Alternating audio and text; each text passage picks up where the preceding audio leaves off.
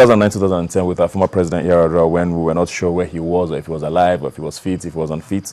We just need all of this to go away. If the governor is fit to govern, I'm sure we would know. In this era of very fast news, social media, there's TV, there's recordings, it's very easy for him to come on and address his people and take things from there. But we wish him speedy recovery if he's not very well. I mean, we all want to see him get back on the saddle and continue the work that he does for his people there in Taraba State.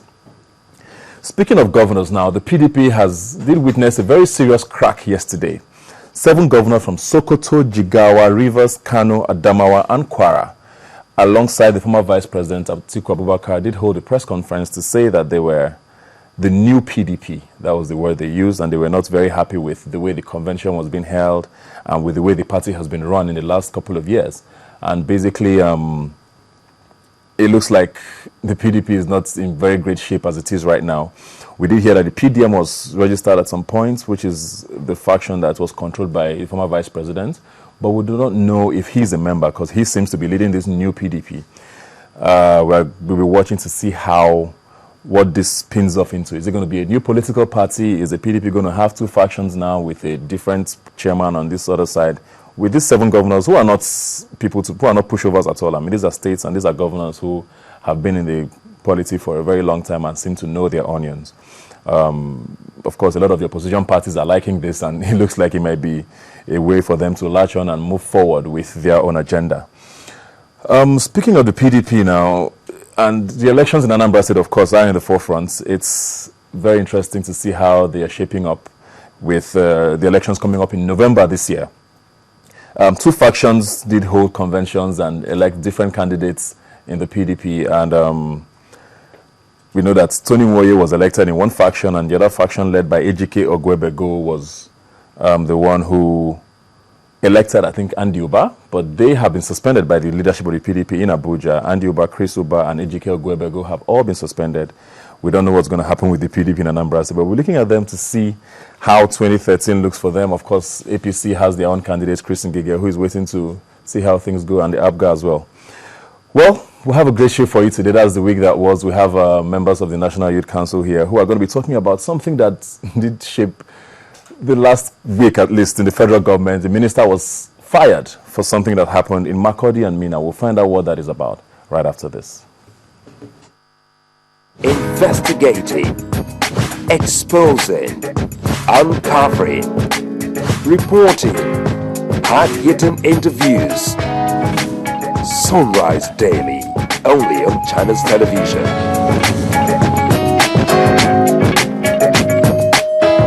If you want to know what's trending or you miss your favorite live shows, you can watch it all on our YouTube channel. Simply log on to www.youtube.com/channelsweb. Scroll down to your favorite program and click play. You can also view all uploaded videos by clicking on View All. Don't forget to subscribe and get the latest videos. If they are interesting, like them and be heard. Get connected with the Channels Television YouTube page. The news at your fingertips. Fun, inspiration, and knowledge. That's what you get from readers, writers, publishers, and the entire book world. Get some interesting reviews, events, interviews, and latest updates from the book world. The Channels Book Club, inspiring you one page at a time. It opens with a gate of arts, moves into windows of creativity. She finds the only English word she knows from somewhere hidden in the belly of a 4'9" body, and instead of "I won't get," she greets us with "bye bye." Branches into rooms of color,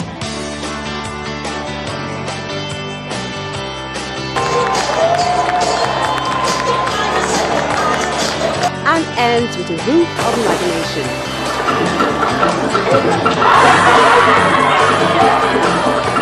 Walk into Art House. The pieces all come together at 9:30 p.m. every Saturday. Art House, life is art. You see, life has just got easier. You stay connected to Channels TV where news and innovations are shaping our world. Simply log on to channelstv.com to get the breaking news. Browse the homepage according to what matters to you. Tap on the extended coverage of business, sports, politics, lifestyle, infotech, entertainment, health, world news, and lots more. Click on the live link and see the news in real time. Do you want to watch the latest video of the day? It's just a click away. Friend us on Facebook, YouTube, follow us on Twitter, Google+, participate in Channels TV poll, and share your comments. It's a website you can talk to. Your voice will be heard. ChannelsTV.com. The news at your fingertips.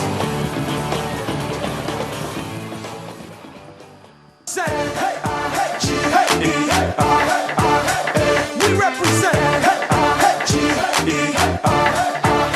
What else? What else? Come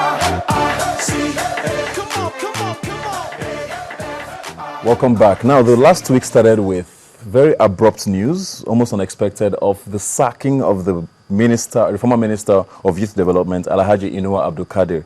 A lot of speculations came after that he was fired because of his loyalty to the Sokoto governor and all of that. But the presidency came out to deny that and give a briefing, basically, from the special advisor to the president on media, Reuben Abati. He did say that President Jonathan was very displeased with the mishandling of the National Youth Council of Nigerian elections in Makurdi and Minna by the Ministry of Youth Development, which resulted in the unfortunate fractionalization of the Youth Council. Basically, the minister was fired because the ministry failed to handle those elections properly, and basically the National Youth Council of Nigeria is in a mess, as it is. And I have people here who are going to discuss that with me to find out what is really going on and why there are more than one election holding at the same time and why the minister is involved in all of this. I have here with me Dynamat Ewedemi, National Youth Council of Nigeria. You're a stakeholder with them and you were part of 2 elections that did hold in Makurdi and Minna. You're very welcome. I have here Wale Ajani, former president, National Youth Council of Nigeria. You're very welcome. And Ismail Odulano, National Youth Council of Nigeria. You were elected vice president in the Makurdi elections, I think. Let me start with you now, Dynamite. Obviously, you were the secretary of the committee of the elections in Makurdi, right? Yeah, yes. And you were chairman of the committee in Minna. Exactly. Why were you involved in 2 elections? And why were there 2 elections in the first place? Well, in the first instance, there was no election in Makurdi. So, as you know, the National Youth Council of Nigeria, the Congress is the supreme body. So, when we had an inconclusive election, a Congress rather, at Makurdi, so a decision was taken that within 90 days, that election should be properly conducted. So a committee was put in place under the chairman of Edo in the name of Solomon Idogbe, and that so within 90 days, so a proper election was then conducted. Don't forget too that immediately after Makurdi, 2 weeks after, we came out as an electoral committee to make a press pronouncement that no election actually took place at Makurdi. So who is this Saddam person who parades himself as the winner of the elections in Makurdi? No, like we said, the action is criminal, and we wonder why that one should be done. And we think and we believe very strongly now that an election has been conducted, and within few weeks, within the confine of law will be taken to ensure that nobody can parade himself or herself as the president of the nation, except those that emerge at Minna.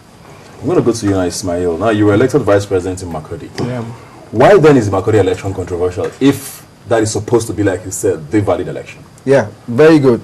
It's quite fortunate that the 2 of them are here, and they would be able to explain properly to Nigerians what they did in Makurdi.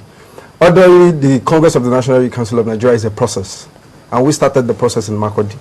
Now that you left a process midway, that some of you left the process midway does not invalidate the process. It has been properly started.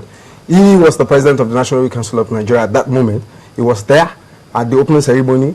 And then it was during the accreditation that the list of people who were validly or who qualified to run in that election was released. And his name was removed. That's Wale Ajani. And immediately his name was removed, people said he boasted that the Congress would not hold. And he left the venue of the Congress. Now, after waiting for so long a time, people did not say anything happen. Then some people decided like something must happen. We couldn't just leave Makurdi like that. Fortunately, the deputy president, because it was actually a